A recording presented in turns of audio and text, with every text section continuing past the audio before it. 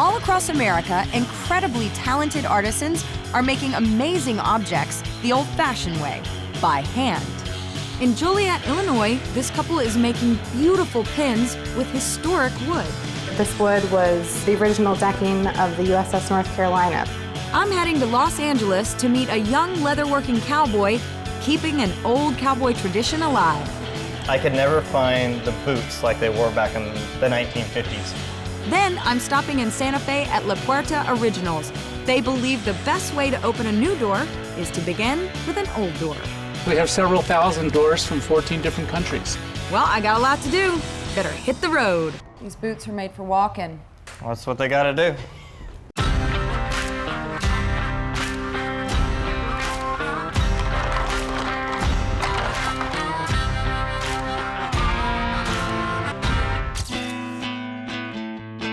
I'm in the Midwest, and I'm about to meet two very talented people. They use reclaimed wood that they find from around the globe to make beautiful, handcrafted pins. And they say they're storytellers. And I know how a pin can write a story, but how does it tell one? These handcrafted pins have been purchased in more than 30 countries around the world. I am a huge Allegory pen fan. They're very weighted nicely, they're smooth, they have great texture. They do write really well, they use high-end ink in them, so they last forever. My pen, I absolutely love. I use it every day for everything. And business is booming. You guys have one of the most unique set of skills that I've ever heard of. You make pens. I do. How on earth did you get into making pens? And this is actually the pen that started it all. Before handcrafting pins, Chad and Jessica Schumacher worked together at the same tech company. A few years back, the company closed, we lost our jobs, we had a 2-month-old son, and my dad got really sick at the same time. My dad was a woodworker. I brought my dad home from the hospital and he said, "Chad, let's go make a pen." And The first right thing. when we got Let's home. go make a pen. Immediately. We got home from the hospital and this was the pen we made. And that moment really inspired this whole business. Making pins satisfied an interest Chad and Jess had in working with their hands. They also wanted to take back control of their lives by starting their own business. We wanted to do something that kept us closer to family and didn't have to relocate for a job or anything like that. They decided to use interesting old wood instead of fresh cut. Each pin then becomes its own conversation piece. This wood was the original decking of the USS North Carolina that was part of World War II. I'm from North Carolina. Are you really? This wood is from a 1,000-year-old olive grove in Israel. This is a plank from a Civil War gunship. It was found at the bottom of the Mobile River in Alabama. That's incredible. This wood is beautiful. Yeah, be careful with that when it's 50,000 years old. What? It was preserved underground. A tsunami knocked over a giant forest of these trees. They're the size of our redwoods. When you become the proud owner of an Allegory pin, the story of the wood is included in every box. The reason we have so many different stories is that we want people to find something that connects with their story and who they are. Allegory creates customized pins for businesses and individuals. We are actually planning to have Chad and Jess make some pens for our family out of some old barnwood from one of our family farms. It's going to be a real part of our story that our kids can pass on to their kids. Today we decided to work on that piece of wood that they showed me from the USS North Carolina. Since the wood and I are from the same place, I'm already feeling a connection to my new pin. Large planks of raw wood are broken down into smaller, more manageable pieces. This is where we're heading today. This is the battleship wood and the blank that's already glued up. Is this your favorite part? Yeah, definitely, because this is where we get to see the pieces of wood come together and actually make the pen. All Allegory pins feature a light and dark wood, along with an inlay pattern. Slide it through. There you go. That's it. So I have my pieces. And the next step is to go glue them together. On a clean surface, we lay out the pieces and glue them together with a very stinky, but very strong glue. The pieces have to be able to withstand serious pressure from a chisel and lathe. I've always wanted to do this. Ow! Look at that. A new little way to do that. Squish it around, and then the other piece goes on the bottom. Perfect. and then lay it flat side down, then push together. Yeah, that's easier. Holes for the brass fittings are then drilled into the wood. What we're about to do now is to determine its shape. Okay. So this is gonna spin really, really fast. Okay. And we're gonna use this to cut it down to get it to the shape of an actual pen. Remember, this wood was part of a World War II battleship that fought in every naval offensive in the Pacific. So, no pressure. This is a carbide chisel, and basically anything I touch disappears. But you want to do it a little bit at a time. So it goes kind of from this boxy looking thing here to this nice rounded, we call it a flare inlay. So. Yeah, that's great. You're up, Slugger. Are you nervous? No. Good. The worst thing that could happen is the pen exploding, so we're fine. This is awesome! I'm making a pen! This is so cool. This is definitely the biggest change that happens, and in my opinion, the most rewarding part of the process, because it goes from a random block of wood into something that really starts to look like a pen. The wood is then sanded with 600 grit paper, cleaned and polished. Put a few drops on, and you just kind of slide back and forth and spread it out. So we're gonna go ahead and cure it. So this is where we crank this thing up to high speed, and you put a lot of pressure on, and that's gonna create a lot of heat. And that heat is gonna instantly cure the polish. The shiny finish from the curing makes every one of Allegory's pens look really expensive and high-end. They range in price from $40 to $200. Nice. Yeah. Well done. The fittings of the pen are then forced together on this press. The ink and stylus are added, and look at that. It's got a good weight to it too. This feels really important. And I'm holding a bit of history, which is really, really interesting. Not bad for a rookie. Not bad, huh? This is beautiful, and thank you guys so much. did a great job. This has been a great experience for me, and I get to take home a little bit of North Carolina with me.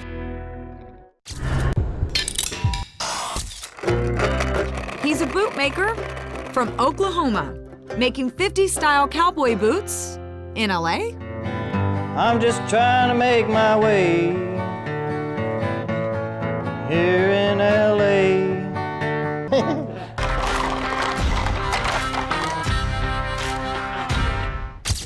Los Angeles, a place where we first saw cowboys ride onto the silver screen, but not every cowboy rides to work on a horse named Trigger.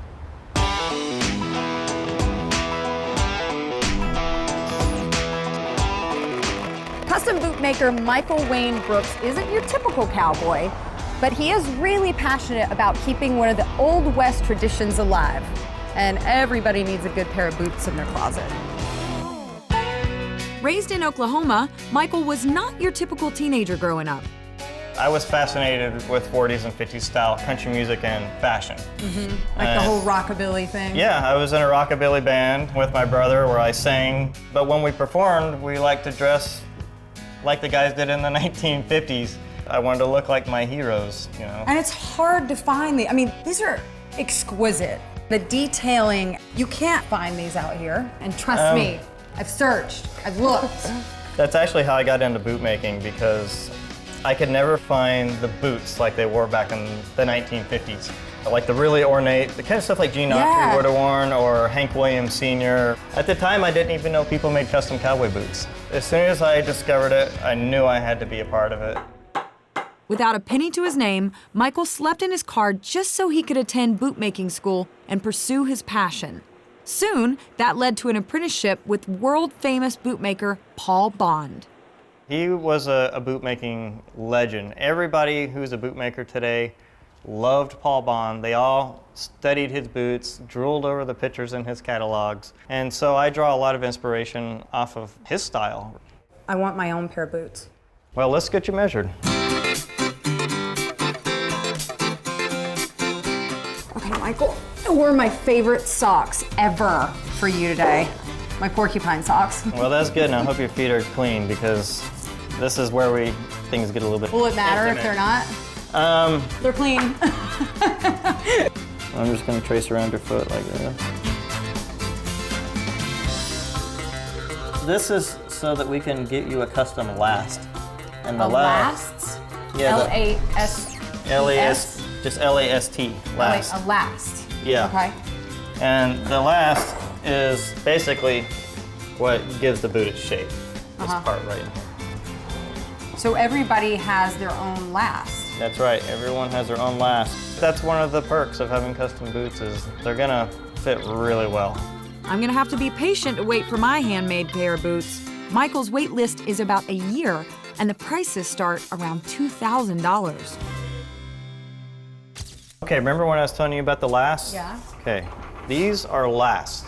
The last is really the most important part because if we get this wrong, then everything that we've done is in vain. I have all my last custom made. Up in the attic at Paul Bonda's, it was basically just thousands of lasts like this, and they all had everybody's name on them. So I would walk through there and I would see John Wayne. Or No, up in an attic? Yeah, or I'd see Gene Autry, you know, just on a little piece of tape. I found somebody new every time. They were just hidden away collecting dust. Wow, that's incredible. Well, show me how you make one of these things. Jill, I want you to meet our last maker, Sal. Hi, Sal. How are you? Good, how are you? This is where it all happens. You start with a piece of wood, is that right? Yes, this is where like shoemaking starts. The block goes in here, and it also has a lot of adjustments, very fine-tuning adjustments. And at the end result, we have a last. Well, I'm excited to see how this thing works. Can you fire it up for me? Fire up? Yes. This is no ordinary last machine. It's 100 years old, and there's only a handful left in the world. And this is the only one that's operational in the US. Each last is a fingerprint or snowflake that is very unique to the person's feet. When we do the final adjustments, inch by inch or millimeter by millimeter, it's almost a piece of art that we end up making. What do you do if something breaks? Can you order a new part? There's a 100-year-old machine, so no. Everything has to be custom made for this machine whenever it breaks. I'm gonna go out on a limb here and say I don't think it breaks down a lot. It's 100-year-old and it's still going. So yeah, It's built well. built very well. Just like your boots. Yes. All right, so we have the last. So where do we go from here? Michael shows me exactly how precise his craft has to be. This is one of the hardest parts of boot making. I know bootmakers that have been doing this for 30 years and they still don't have this down real well.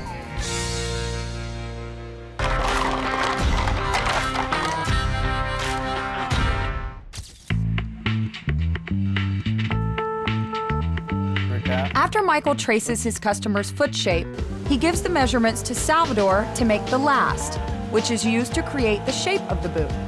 Meanwhile, he starts working on the boot's top pieces. This is my favorite part of boot making. I love the fancy ornate stuff. This is called inlay, and let me show you how we get the design. This is just a stitch pattern, so I folded it in half like this, and I just drew it by hand. And then what I do after that is I take the sewing machine without thread and I stitch. And then when I open it up like this, I can lay it down on the leather. Before we go any further, we have to cut the leather slab into a boot shape. Michael carefully cuts around the chosen pattern. Now I see the boot, so it looks like we're ready to create the design. But you won't believe what Michael uses for that process. I take baby powder and I rub it like this, and then I pull it off, and then it shows me where to stitch. Why do you use baby powder?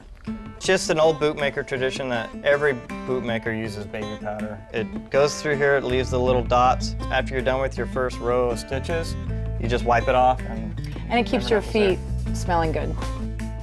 Do you want to try cutting out any of this? Sure. I think I'm doing it. Did I do it? Yeah, you did it. Kind of. Cool. Kind of. How important do you think it is that we keep this tradition alive? It's a way for me to express myself. It's just nice to be able to have access to things that are still well made, and the fact that it's made in the US. This right here is where you get to show how precise you are as an artisan. This is one of the hardest parts of boot making. I know bootmakers that have been doing this for 30 years and they still don't have this down real well. Well, it looks like you do. Using his trusted sewing machine, it can take Michael over 40 hours to do his precise top stitching and inlay work alone. And if you're in fashion of any kind, You really have to have kind of your own North Star and really be able to trust your gut and your own instincts as opposed to what everybody else is doing. And I think it's working for you. It is working for him. Once he's done with the inlay, Michael puts it all together, adds the heels, and the boots are complete. I'm gonna keep doing boots the way that I wanna do them and the kind of boots that I wanna make. Michael can look at someone and he can gauge by their personality and by their personal style what suits them the best. He knows what'll be a nice boot for them. And that's what truly makes a custom boot maker.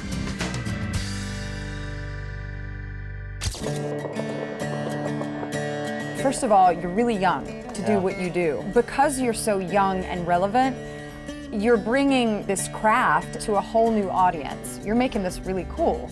I love sharing what I do with other people.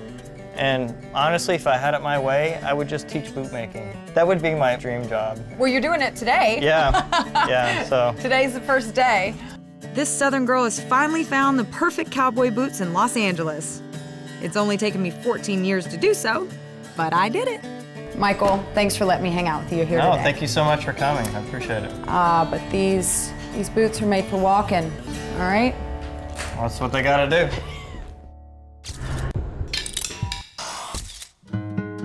Some people grow gardens behind the house. This couple went another way. How many acres is this? There's about 6 acres here. We have several thousand doors from 14 different countries around the world.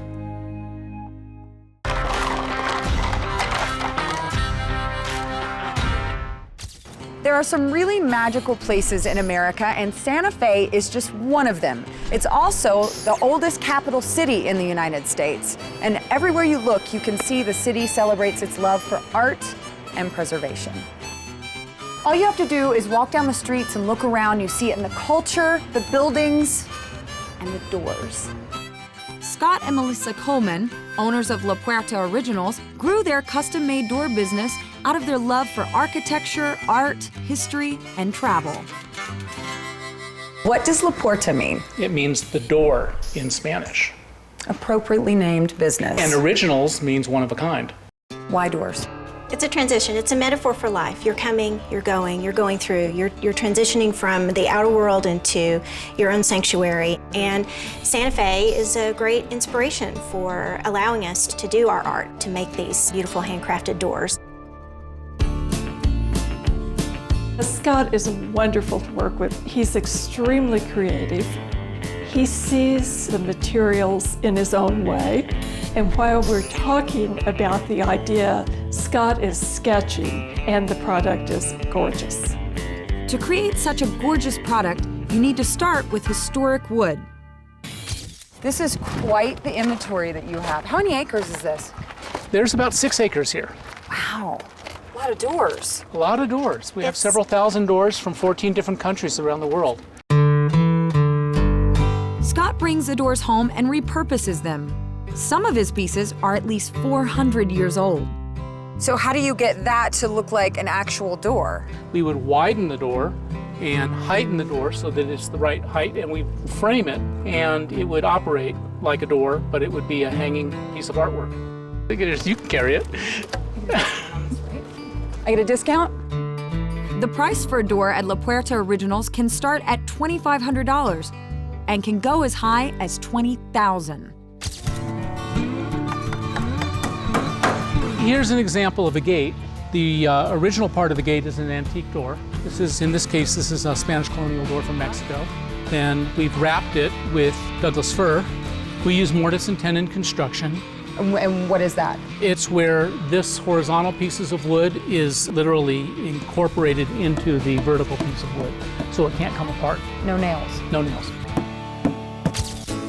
A lot of times our clients will find a piece of carving and they'll want to replicate it and use it in several different places. So we have master craftsmen here that can duplicate it and enlarge it or make it smaller.